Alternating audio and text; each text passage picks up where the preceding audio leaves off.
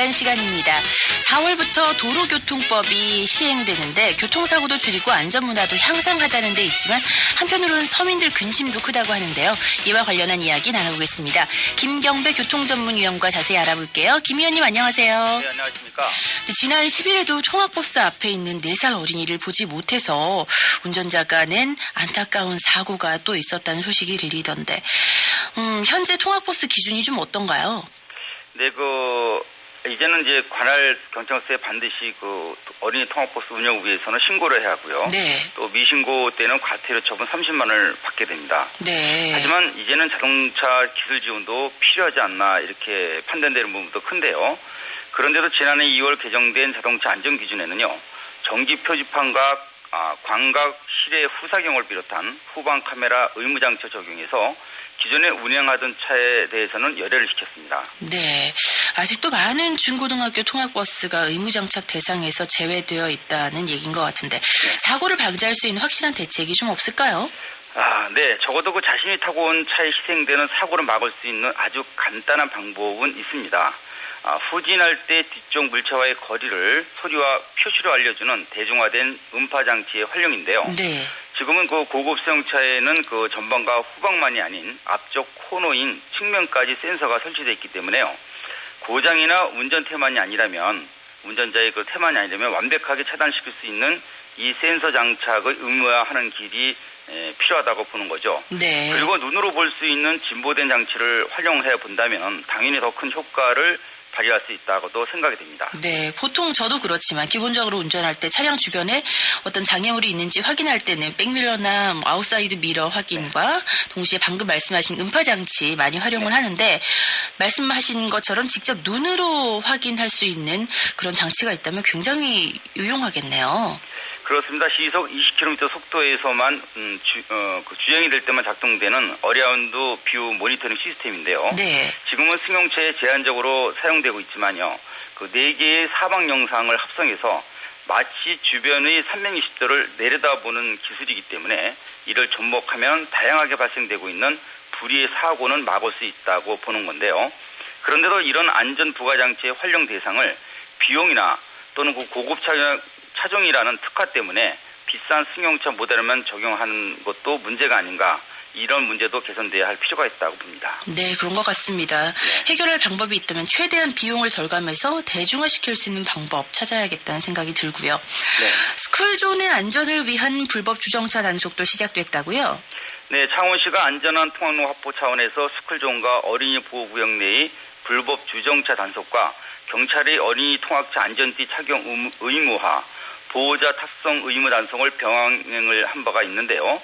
어린이 보호구역 내의 적발은 범칙금과 과태료, 벌점 모두가 2배로 부과되는 가중처벌을 받게 됩니다. 네. 어린이 보호도 물론 중요하겠지만 거동이 불편한 노인과 장애인 보호 역시 중요할 텐데 이에 대한 처벌도 강화가 되나요? 맞습니다. 노인보호구역 내의 주요 법규 위반 행위 처벌도 강화가 됩니다. 경찰에 따르면 노인 교통사고는 매년 2,000건 정도가 늘고 있는데도 어린이 보호구역과는 달리 통행속도 제한 규정이 없었다고 합니다. 4월부터는 통행속도가 시속 30km로 제한이 되고 오전 8시부터 오후 8시 사이 노인과 장애인 보호구역 내의 적발과 처벌 수준이 일반 도로보다 2배 높아지게 됩니다. 네. 2000년대부터 65세 이상 노인 수가 전체 인구의 7.2%에 이르는 고령화에 걸맞는 개정이라고 생각이 됩니다. 네.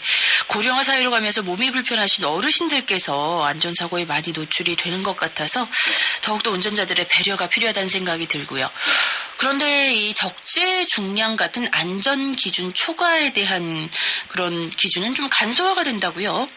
네, 이제 이 부분도 도로 파손 여러 가지 문제가 있을 텐데 어쨌든 도로교통법상 적재 중량 같은 안전기준 초과에 대해 경찰서와 도로관리청에서 각각의 운행 허가를 받아야 했던 것을 앞으로는 어느 한쪽에서 처리하면 되도록 했습니다. 네. 게다가 상가와 식당 주변의 활성화 차원에서 주차를 허용한 서울과는 달리 불법 주정차 위반도 상대적 부담이 커질 수밖에 없는 상황인데요.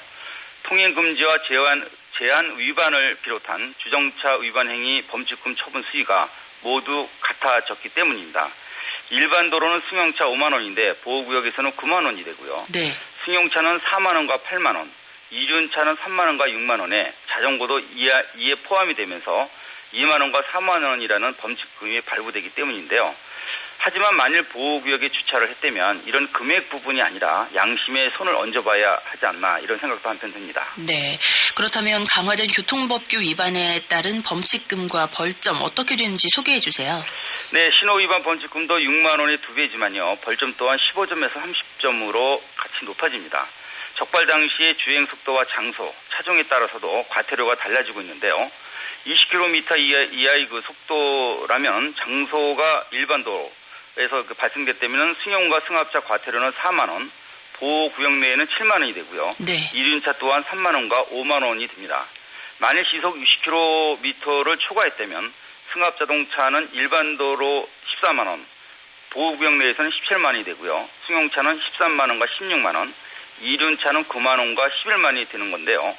그런데 범칙금은 과태료보다 만 원 정도가 적습니다. 네.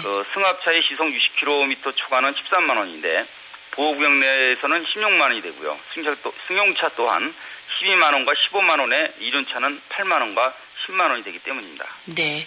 무엇보다 운전자 입장에서는 벌점을 받지 않는 것이 굉장히 중요하다는 생각이 드는데 네. 부담이 좀 될 수 있는 체감지수 벌점 또 어떻게 달라지는지 설명해 주시겠어요? 네, 점수가 높아지면 면허 정지나 취소당할 수 있기 때문에 굉장히 중요한데요.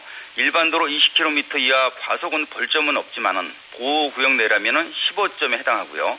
또 20에서 40km 사이에서 발생되는 단속은 15점인데 보호구역 내에서는 30점으로 늘어나게 됩니다. 네. 그리고 40에서 60km의 경우도 30점인 벌점이 보호구역 내에서는 60점이 되고 네. 만일에 그 60km의 속도를 초과했다면 일반 도로에서는 60점이지만 보호구역에서는 120점이나 되는 만큼 단 한 번의 위반을 했다면 마지막 그 경고 수위에 다다르는 그 셈이 되고 맙니다. 네.